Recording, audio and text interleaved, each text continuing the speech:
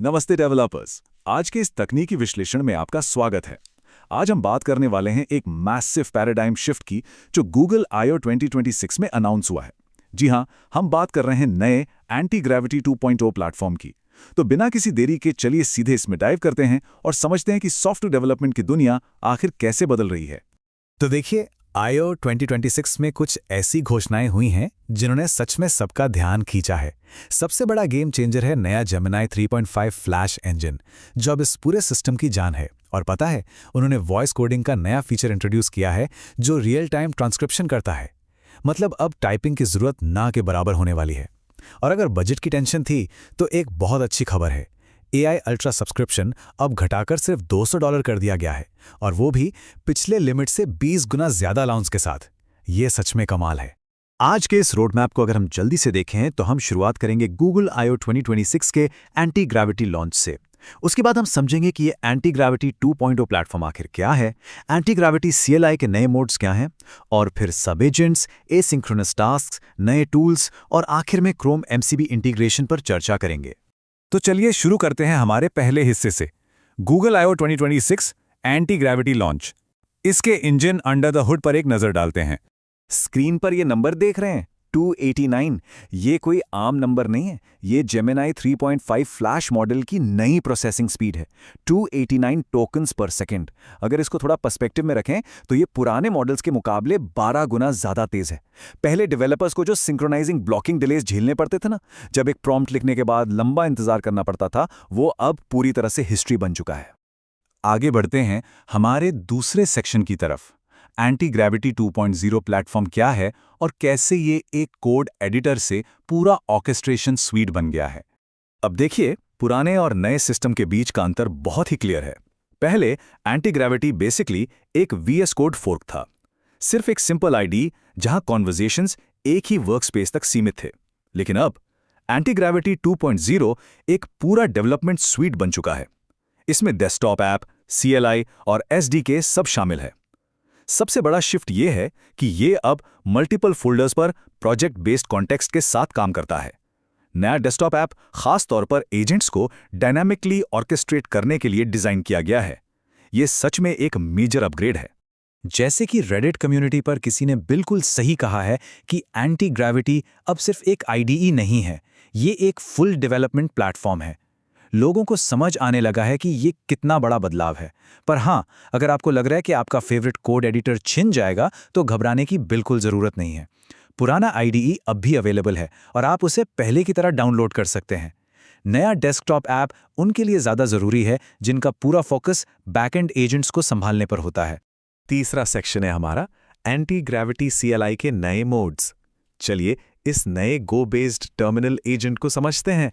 यहां ध्यान दीजिएगा, क्योंकि नया एंटी ग्रेविटी CLI ऑफिशियली पुराने नोड बेस्ड जेमिनी CLI को रिप्लेस कर रहा है।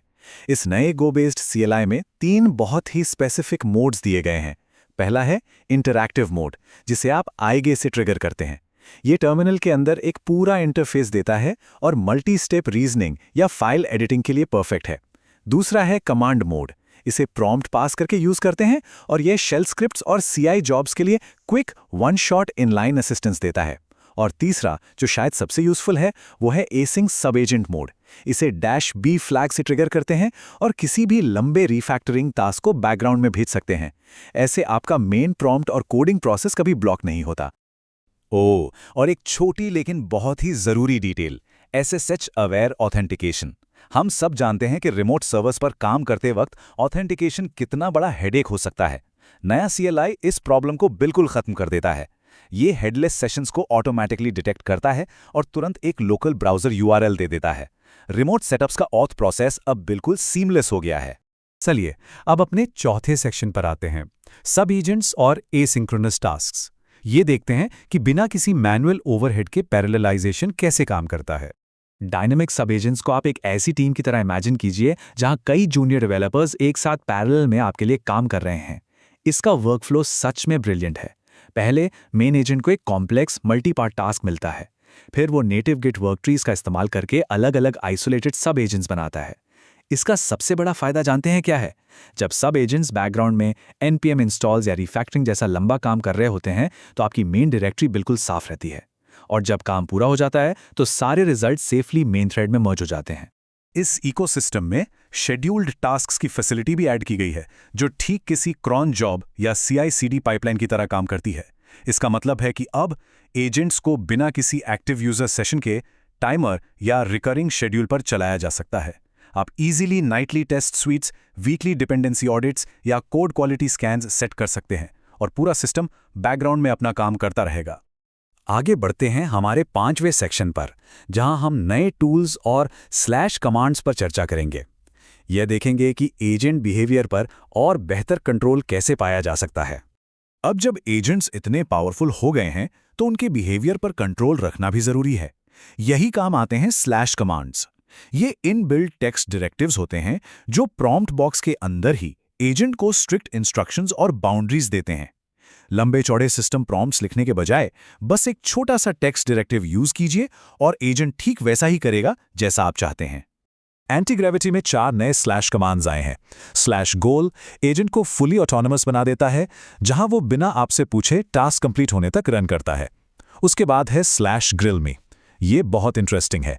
अगर आप इसको यूज करते हैं तो एजेंट कोडिंग शुरू करने से पहले आपसे क्लैरिफिकेशन क्वेश्चंस पूछने पर मजबूर हो जाता है।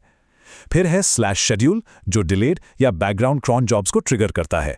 और आखिर में स्लैश ब्राउजर।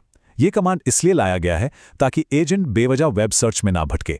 जब सच में ब्राउजर ऑटोमेशन की जरूरत हो, बस तभी इसे एक्सप्लिसिटली इनेबल किया जाए। और हाँ, एडवांस डेवलपर्स के लिए JSON हुक्स का सपोर्ट भी लाया गया है। ये बेसिकली एजेंट के लाइफ साइकिल को इंटरसेप्ट करने का एक बढ़िया तरीका है।